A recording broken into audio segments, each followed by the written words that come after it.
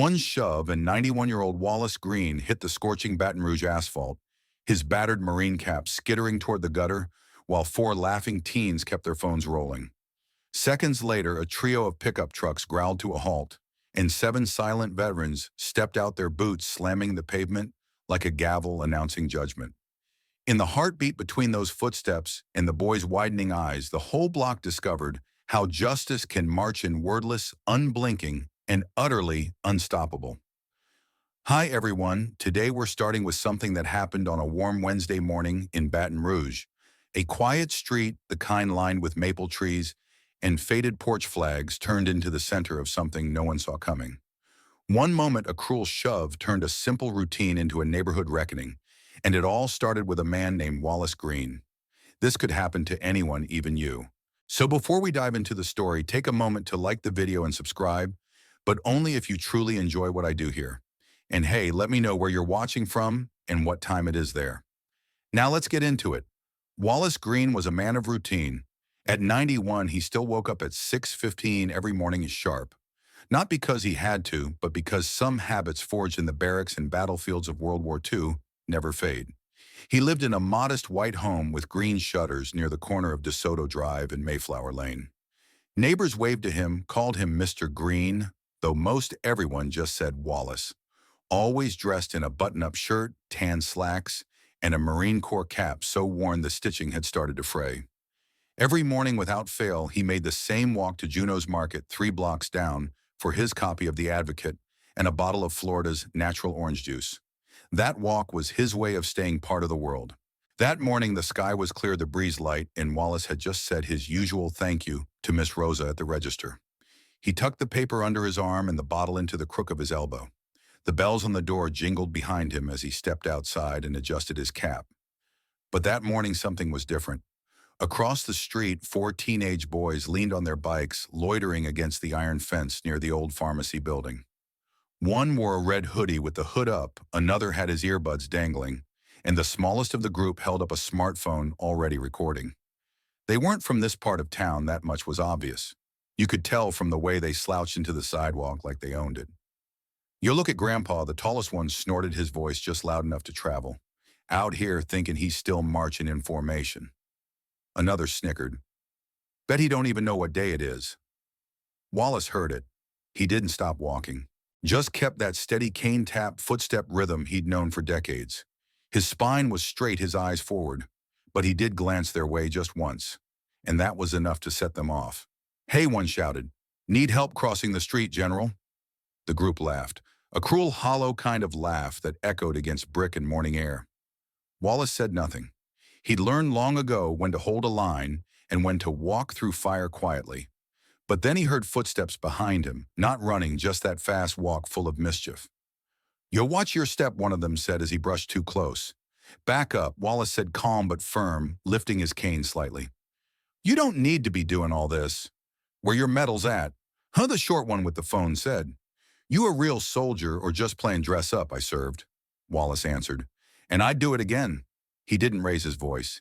He didn't need to. And then it happened. With a nudge too deliberate to be called an accident, the smallest boy shoved Wallace's back. The old man stumbled. His cane slipped. For a half second it looked like he might recover. But he didn't. He hit the street face first with a sound that made even one of the boys flinch. His shoulder struck the edge of the curb.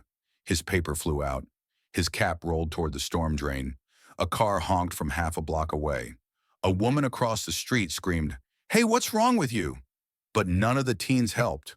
One of them muttered, he's fine, but didn't move. Wallace groaned, tried to push himself up with one elbow.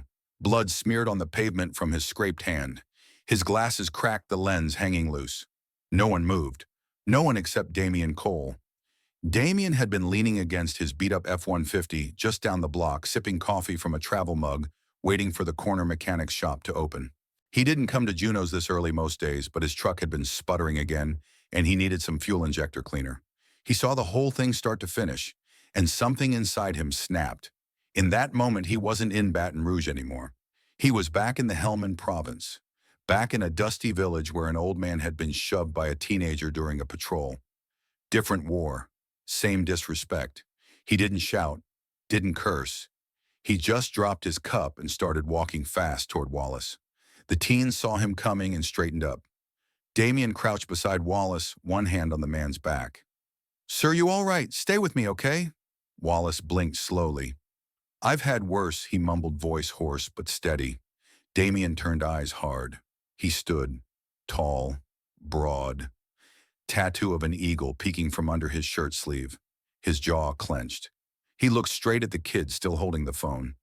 "You get all that?" The kid blinked, unsure, then stuffed the phone into his hoodie pocket. Damien didn't say anything more, just pulled out his own phone and stepped back, making a call. "Yeah," he said into the receiver, voice low. "We got a situation. It's him. Shoved him. Right in the street." Pause. "No, don't call the cops yet. I need you to get the crew." He hung up and tucked the phone back into his pocket. Wallace sat up a little straighter now, leaning on the curb. His lip was bleeding. His palm was raw. "You a Marine?" he asked, squinting one eye behind the cracked lens. Damien nodded. "Yes, sir. 1st Battalion, Camp Lejeune." Wallace gave a grim smile. "3rd Battalion, Okinawa. Lost a lot of good men out there." "I know, Sir," Damien said. "They're the reason I'm here." And then he waited, not for justice in a badge or a siren, but for something older, something stronger, something quieter. The street didn't return to normal after Wallace fell. Even the breeze felt different, heavier somehow, like the air itself was holding its breath. A couple of cars slowed as they passed, but no one else intervened. The teens, who moments earlier had been full of noise and swagger, now looked unsure. Their jokes dried up. Their postures shifted. One leaned against his bike like it might shield him. Another kept checking his phone, though the screen was dark. And Damien just stood there, his arms crossed, boots planted in the same gravel that Wallace's blood now dotted. He didn't speak to the teens, didn't glare. He simply waited. 10 minutes passed. Then the first truck arrived. It was a black Ram 2500, its tires worn, but solid, like it had seen more work than leisure. Behind it came a gray Silverado with tinted windows, and then a red Ford Ranger that still bore the faded Semper Fi decal across the back windshield. They parked in a line along the curb with the kind of slow confidence that said, "We're not here to rush, but we're not going anywhere either." The doors opened. Out stepped 7 men, all of them built like life hadn't gone easy on them, but they were still standing. The youngest looked to be in his early 30s, the oldest maybe 60. They wore jeans, boots, and shirts that had the sleeves rolled up, from habit not heat. One had a wrench still tucked in his back pocket. Another had dog tags peeking from under his collar. And then there was Reuben Glass, 6'3", salt and pepper beard trimmed close, deep lines across his forehead, like someone who had seen too much and kept going anyway. He didn't speak when he stepped out. He didn't need to. His presence was its own statement. He walked straight toward Damien and Wallace, pausing only once to glance at the teen still standing near the fence. Damien nodded at him. "Appreciate it." Reuben didn't respond with words, just looked down at Wallace crouched next to him and gave a slow nod. Then he turned to the others. "Set it up." They moved with the precision of a unit. No raised voices. No hesitation. From the truck beds came folding tables, laminated photos, 2 tri-folded American flags, and a plastic bin of memorabilia. Within minutes, the sidewalk was transformed. Photos of young men in uniform, smiling, standing in dirt, kneeling beside tanks, were clipped to boards and leaned against the table. Dog tags were laid out gently like relics. The flags were placed with reverence, as if the concrete beneath them was sacred. Reuben walked up to the teens, who were now inching toward the edge of the scene, unsure whether to stay or bolt. He spoke finally, calm but commanding. "You know what this is?" One of them, the tall one in the red hoodie, shrugged. "Looks like some tribute or something." Reuben's eyes didn't blink. "No, this is a lesson." He turned to the growing crowd because, yes, people were starting to gather. Neighbors, passers-by, a couple from the bakery across the street. An elderly woman pushing a shopping cart stopped and crossed herself. Damien spoke next. "This man you pushed," he said, gesturing toward Wallace, "walked through gunfire before any of us were born. You don't have to know him to respect him." The smallest boy, Deshaun, fidgeted with the strings on his hoodie. Another veteran stepped forward, shorter than the others with sun-darkened skin and hands thick with calluses. Lance Murillo. His voice was rough but steady. Y'all think this was funny? A joke to post, let me tell you something. That man bled for a country that still doesn't always treat him right. And he didn't stop walking. Not then. Not now. Deshaun looked down at his sneakers. Another voice cut in from the side. Monica Rhodes, former Marine sergeant, built like someone you didn't argue with twice. She wore a black hoodie with Women of Valor stitched across the chest. She pulled something from her jeans pocket. It was a small gold-plated challenge coin. She held it up between two fingers. You know what this is, she asked Deshaun directly. He shook his head. It's earned, she said. Not bought. Not gifted. Earned. She walked up to him close enough that he could see the scar above her left eyebrow. You don't get one for shoving people, but sometimes if you own your mistake, you get the chance to start again. She held the coin out. Deshaun didn't take it. Not yet. His lip trembled.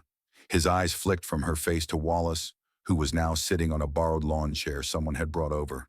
His breathing was steady. His gaze locked on the boy. I'm sorry, Deshaun mumbled barely above a whisper. Monica didn't move. Say it again, she said, loud enough for that man to hear it. Deshaun took a shaky breath. I'm sorry, sir, he said, louder voice cracking halfway through. I didn't mean to really hurt you, Wallace nodded once. You did, but owning it matters. Then Reuben stepped forward again. This time he looked at the other boy, the one who'd been filming. You still got that video, he asked. The teen hesitated, then pulled out his phone thumb, hovering over the delete button. Don't delete it, Reuben said. Watch it. The kid blinked. Watch it, Reuben repeated. Then ask yourself if that's the man you want to be remembered as. No one moved. A dog barked in the distance. A bus rolled past. The street felt different now, like time had slowed to let something sacred settle in. Lance stepped to the side and adjusted one of the photos. This one here, he said, pointing his name, was Terrence Hall. Bled out in my arms near Fallujah. He was 20, never got to meet his daughter. A murmur moved through the crowd. Someone whispered, Lord. Monica turned back to Deshaun. Still want this, she asked, holding the coin out again. This time the boy took it, not proudly, but with both hands. The coin shook slightly between his palms. Damien stepped beside Wallace. You all right, sir? Wallace adjusted his cap, now clean and dry, thanks to a neighbor who rinsed it in bottled water. I'm not all right, he said, but I'm not broken. And then he looked at the table in front of him. Photos of friends long gone, dog tags that hadn't jingled in years. And for the first time in a long time, he let himself feel the weight of what those kids had disrespected. But more importantly, the weight of what they might now learn to carry. The sun climbed higher over Baton Rouge, casting long shadows across the sidewalk, where Wallace Green now sat upright in a folding chair, a clean rag gently pressed against the scrape on his cheek. Around him, the atmosphere had shifted, not just in tone, but in temperature. It wasn't anger or outrage. It was something quieter, heavier, a presence made up of every photograph on the table, every worn flag, and every veteran standing shoulder to shoulder without saying a word. The makeshift memorial was complete now. On the table rested 2 American flags, both folded into perfect triangles. Photos of young men in uniform lined the edges, sepia-toned snapshots of faces frozen in time. One showed a laughing Marine with his arms slung around a buddy's shoulder, mud on their boots and sun in their eyes. Another showed a black soldier kneeling beside a tank in Vietnam, helmet pushed back, hands calloused. Each image held a story, and the air carried those stories like incense. The crowd had doubled. Neighbors stood behind porch railings. Some held coffee mugs. Others held back tears. Nobody dared speak too loudly. The teens, once defiant and sneering, now stood at a cautious distance. Their arms were no longer folded, their eyes no longer rolling. One of them, the one in the red hoodie, had stopped chewing his gum.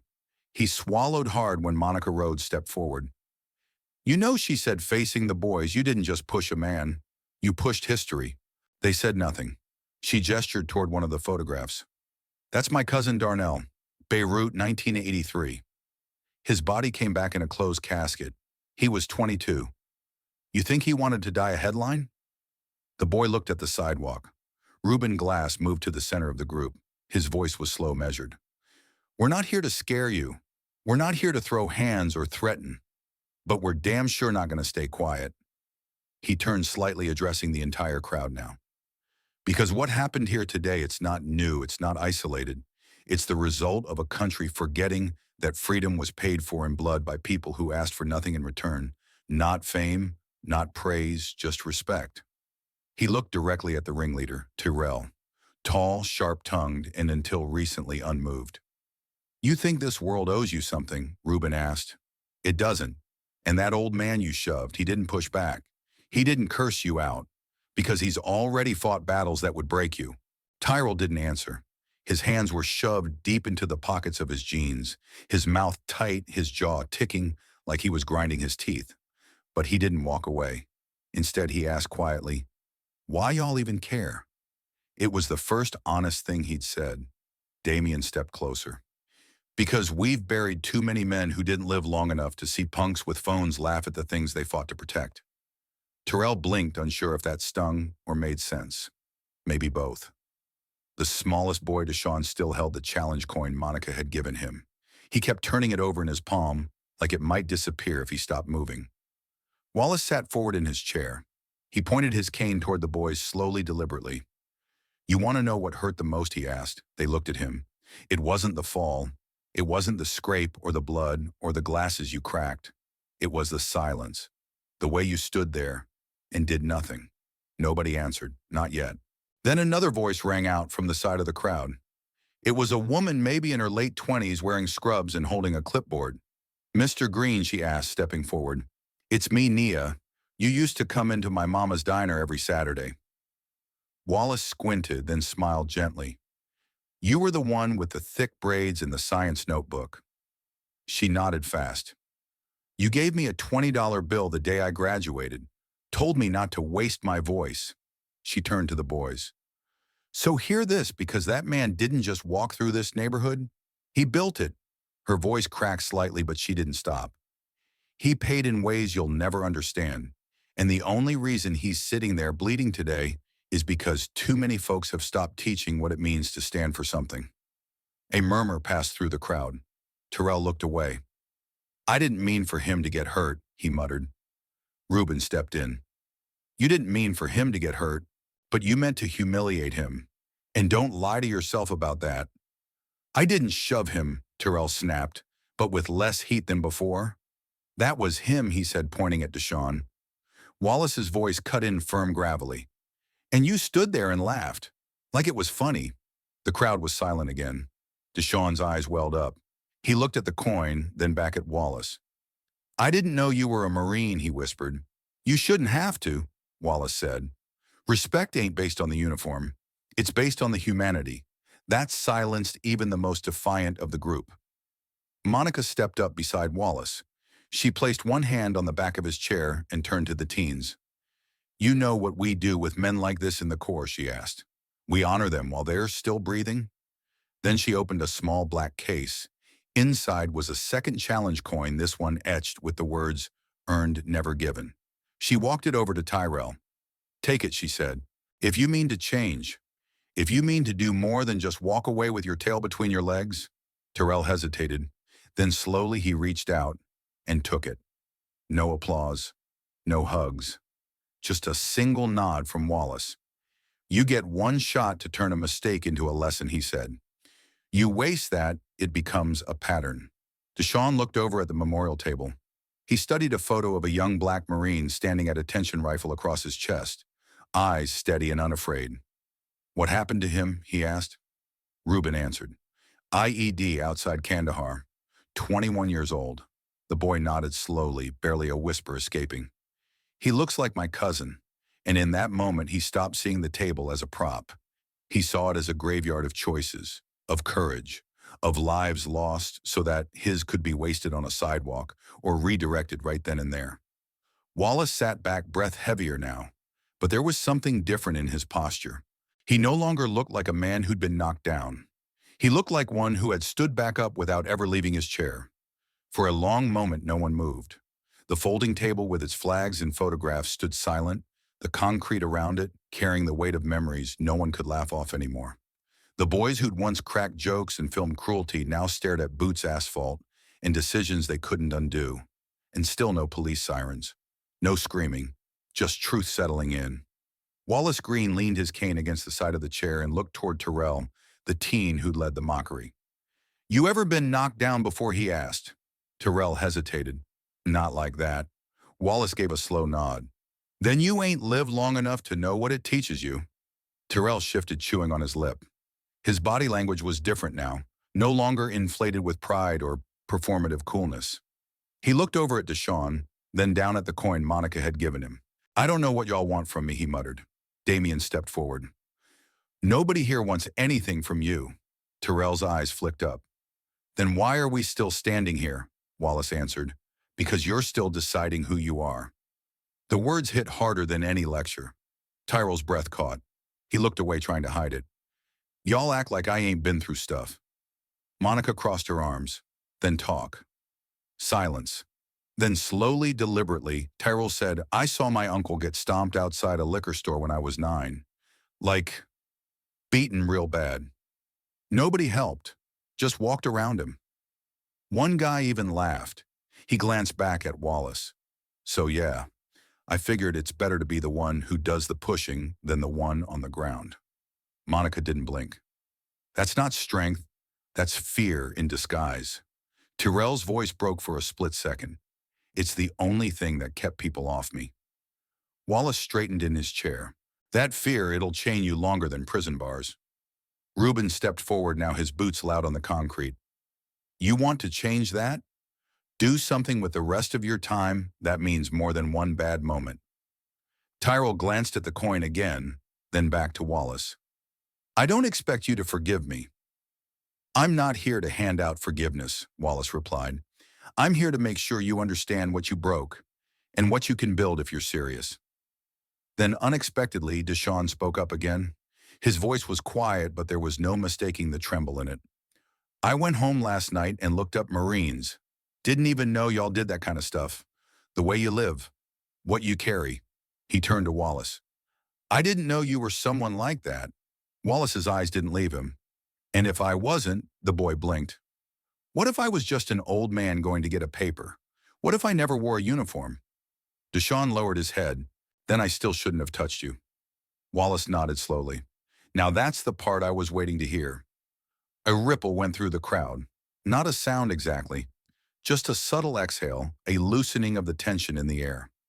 Even people who didn't know Wallace, who'd only stopped to see what was going on, were now watching differently. Some wiped their eyes.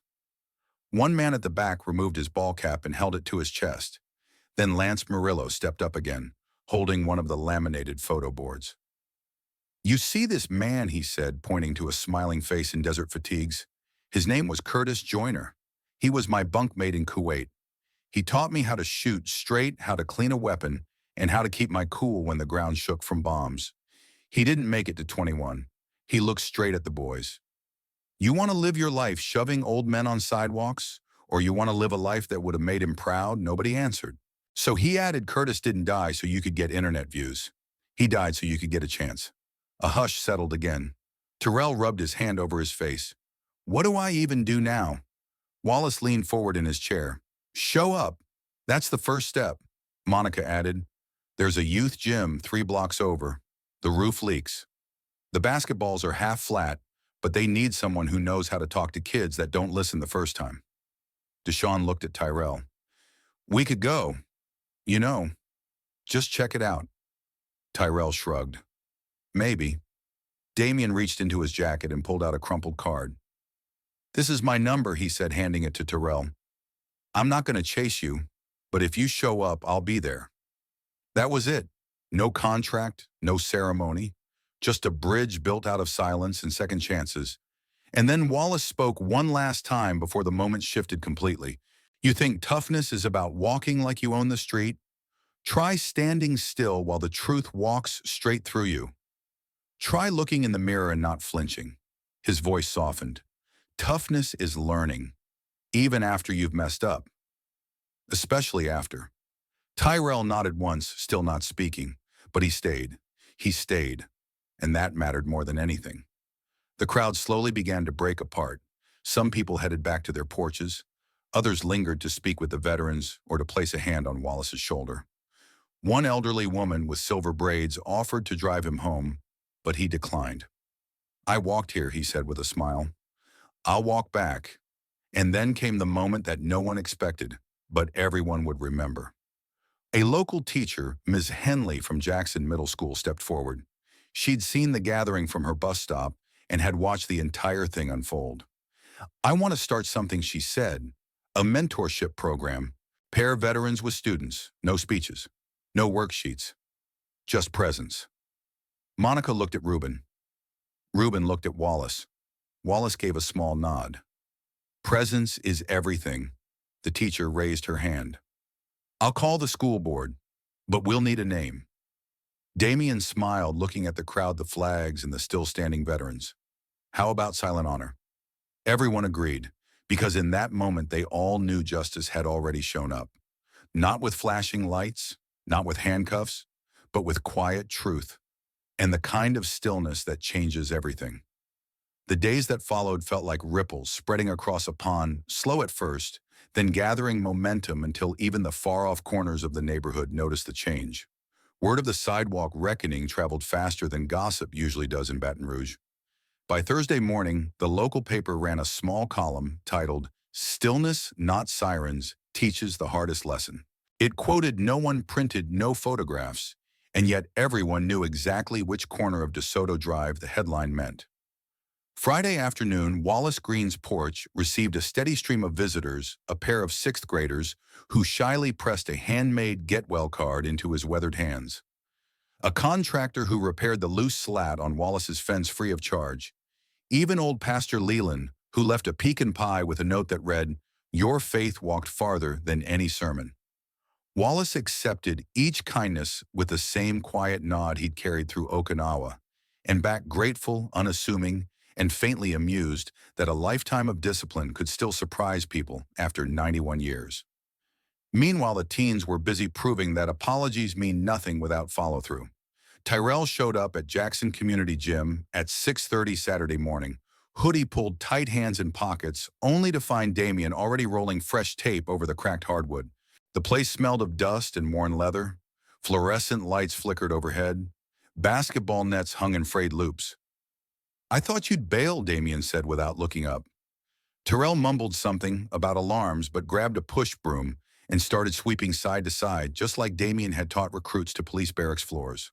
When Deshaun arrived 20 minutes later, with a duffel bag full of half-flat balls, he spotted Tyrell breaking a sweat and smiled, small, tentative, but real.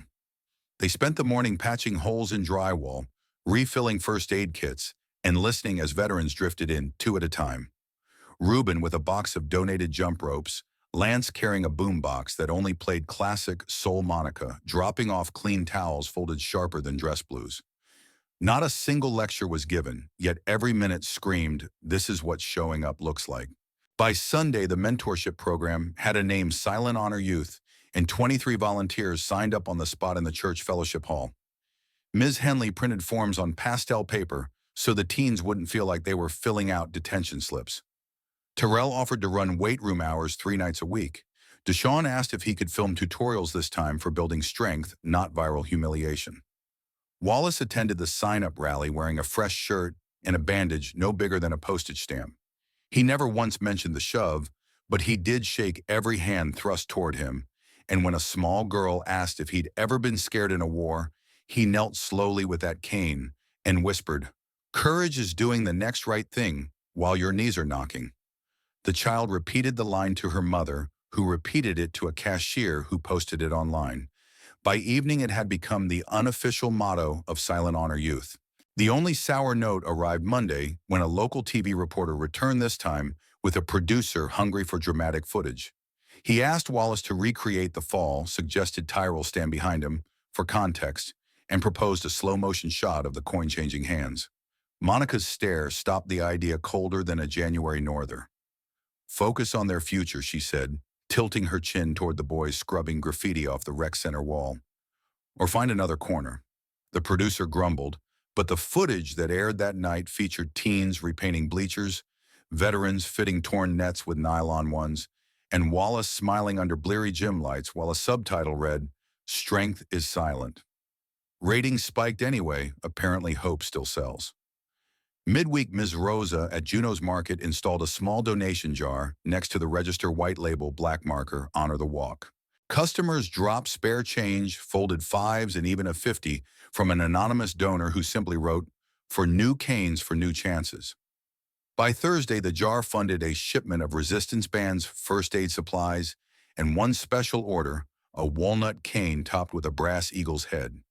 Inside the handle, the engraver carved 5 words that Wallace would trace with his thumb every time he stood. "Strength is silent, WG."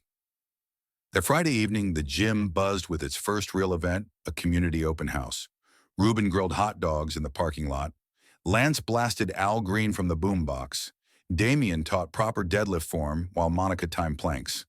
Terrell roamed between stations, demonstrating jump rope footwork, correcting posture, and when older kids ventured a skeptical glance, pointing to Wallace in the bleachers and saying, "That's how high the bar is." At one point, Deshaun slipped away, returning minutes later with a bouquet of sun-bright daisies and baby's breath.